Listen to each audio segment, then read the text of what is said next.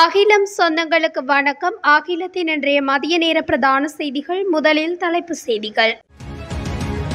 மைத்திரி தலைமைத்துவத்திற்கு பாரிய சவால், நீதிமன்றம் பிறப்பித்துள்ள உத்தரவு. இலங்கை வந்தடைந்த ஈரான் ஜனாதிபதி, அவரது மனைவி மற்றும் குழுவினருக்கு மகத்தான வரவேற்பு. வவுனியா கடவுச்சீட்டு காரியாலயம் பொதுமக்களுக்கு முக்கிய அறிவிப்பு. தெற்கு அதிவேக நெடுஞ்சாலையில் 99,375 வீதி விபத்துக்கள் பதிவு. காத்தான்குடி குண்டுவீச்சு தாக்குதல், திடீர் விசாரணைகளை ஆரம்பித்த சிஐடியினர்.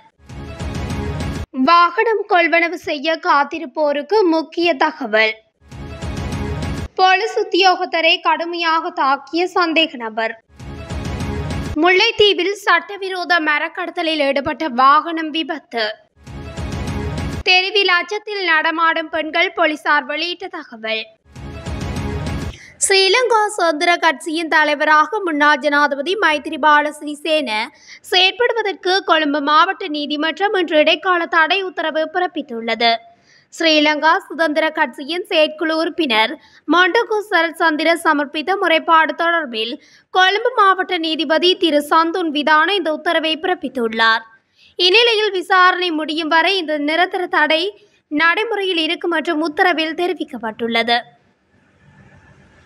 ஈரான் இஸ்லாமிய குடியரசின் ஜனாதிபதி கலாநிதி இப்ராஹிம் ரைசி உள்ளிட்ட தூதுக்குழுவினர் சற்று முன்னர் மத்தள சர்வதேச விமான நிலையத்தை வந்தடைந்திருந்த நிலையில் அவர்களுக்கு பிரதமர் தினேஷ் குணவர்த்தனவினால் வரவேற்பு அளிக்கப்பட்டது. ஈரான் ஜனாதிபதியின் ஒரு நாள் உத்தியோகபூர்வ விஜயத்தின் போது உமாஓயா பல்நோக்கு அபிவிருத்தி திட்டம் திறந்து வைக்கப்படவுள்ளமை குறிப்பிடத்தக்கது.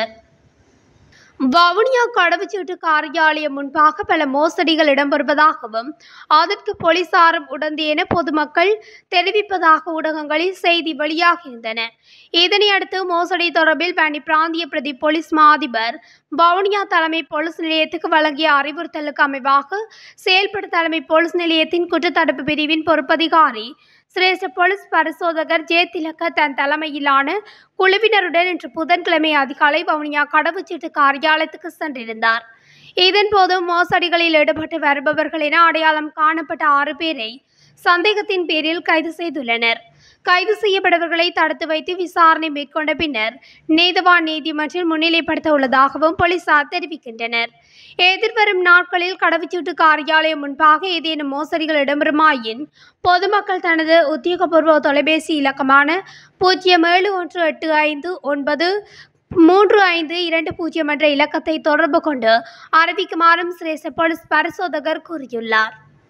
தெற்கு அதிவேக நெடுஞ்சாலை நிர்மாணிக்கப்பட்டதிலிருந்து இதுவரையான 13 வருடங்களில் 99,375 வீதி விபத்துகள் பதிவாகியுள்ளன. இவற்றில் 5,292 விபத்துகள் வாகன சாரதிகளின் கவன இனத்தால் ஏற்பட்டதாக நெடுஞ்சாலை பாதுகாப்பு நடவடிக்கைகள் தொடர்பான ஆலோசனை குழு தெரிவித்துள்ளது. குறித்த விபத்துகளில் 66 பேர் உயிரிழந்துள்ளனர். அதுடன் 637 பேர் நிரந்தர உடல்நல பாதிப்பை எதிர்நோக்கியுள்ளனர். எனவே அதிவேக நெடுஞ்சாலைகளில் வாகனம் செலுத்தும் போது அவதானமாக செயல்பட வேண்டும் என நெடுஞ்சாலை பாதுகாப்பு நடவடிக்கைகள் தொடர்பான ஆலோசனை குழு வாகன சாரதிகளிடம் கோரிக்கை விடுத்துள்ளது. மட்டக்களப்பு காத்தான்குடி பகுதியில் நடைபெற்ற குண்டுவீச்சு தாக்குதல் மற்றும் கலவரங்கள் தொடர்பாக 20 வருடங்களுக்கு பிறகு மீண்டும் பாதுகாப்பு தரப்பினர் விசாரணைகளை ஆரம்பித்துள்ளனர். காத்தான்குடி இரும்பு தைக்கா பள்ளியில் நடந்த 2004ஆம் ஆண்டு இடம்பெற்ற குண்டுவீச்சு தாக்குதல் சம்பவம் தொடர்பான விசாரணைகள் மீண்டும் நேற்றைய தினம் ஆரம்பிக்கப்பட்டுள்ளதாக கூறப்படுகிறது. காத்தான்குடி 6ஆம் குறிச்சி இரும்பு தைக்கா பள்ளிவாசல் என அழைக்கப்படும் அல்கஸ்நாத் பள்ளிவாசலில் கடந்த 2004ஆம் ஆண்டு இரவு வேளையில் குண்டு தாக்குதல் இடம்பெற்றிருந்தது. இந்நிலையில் குறித்த குண்டு தாக்குதல் தொடர்பாக 20 வருடங்களுக்கு பின்னர் மீண்டும் விசாரணைகளை ஆரம்பித்துள்ளமை தொடர்பாக காத்தான்குடி பகுதியில் உள்ள மக்கள் மத்தியில் அச்ச உணர்வை ஏற்படுத்தியுள்ளதாக கூறப்படுகிறது. இது தொடர்பாக மட்டக்களப்பு மாவட்ட குற்றத்தடுப்பு பிரிவு போலீசார் நேற்று தினம் விசாரணைகளை ஆரம்பித்துள்ளனர். இந்த சம்பவத்தில் காயமடைந்த 11 பேர் உட்பட பள்ளிவாசலில் நிர்வாகத்தில் இருந்த சிலரை நேற்றைய தினம் விசாரணைக்குட்படுத்தப்பட்டுள்ளதாக தெரிய வருகிறது. கிழக்கு மாகாண சிரேஷ்ட பிரதி போலீஸ் மா அதிபரின் பணிப்புரைக்கு அமைய இந்த விசாரணை இடம்பெறுவதாகவும் தெரிய வருகிறது. இலங்கையில் எதிர்வரும் காலங்களில் வாகனங்களின் விலை கணிசமாக குறையும் வாய்ப்புள்ளதாக வாகன இறக்குமதியாளர்கள் சங்கம் தெரிவித்துள்ளது. டாலரின் பெறுமதி வீழ்ச்சியடைவதே அதற்கு காரணம் என அவர்கள் சுட்டிக்காட்டியுள்ளனர். அண்மையில் கையடக்க தொலைபேசிகளின் விலைகள் கடும் வீழ்ச்சி அடைந்ததனை கொண்டு இந்த முடிவிற்கு வந்துள்ளதாக குறிப்பிட்டுள்ளனர். அதற்கமைய எதிர்காலத்தில் வாகனம் கொள்வனவு செய்யும் நம்பிக்கையில் இருப்பவர்களுக்கு இந்த செய்தி மிகவும் முக்கியமானது என வாகன இறக்குமதியாளர்கள் சங்கம் தெரிவித்துள்ளது. காலி கழுவெல்ல பகுதியில் போலீஸ் உத்தியோகத்தர் ஒருவர் மீது உடைந்த கண்ணாடி துண்டுகளால் கடுமையாக தாக்குதல் நடத்தப்பட்டுள்ளதாக போலீசார் தெரிவித்துள்ளனர். சம்பவத்தில் காயமடைந்த காலி போலீஸ் நிலையத்தில் கடமையாற்றும் போலீஸ் சார்ஜென்ட் சிஜிக்காக கராப்பட்டிய போதனா வைத்தியசாலையில் அனுமதிக்கப்பட்டுள்ளார். ஆயுதத்தால் ஒருவரை தாக்கிய குற்றச்சாட்டில் சந்தேக நபரை கைது செய்வதற்கு காலி போலீஸ் நிலையத்தின் உத்தியோகத்தர்கள் குழு ஒன்று சென்றுள்ளது. இதன்போதே குறித்த சந்தேக நபரால் தாக்குதல் நடத்தப்பட்டுள்ளதாக குறிப்பிட்டுள்ளனர். இதன் பின்னர் குறித்த சந்தேக நபரை கைது செய்ததாக போலீசார் தெரிவித்துள்ளனர்.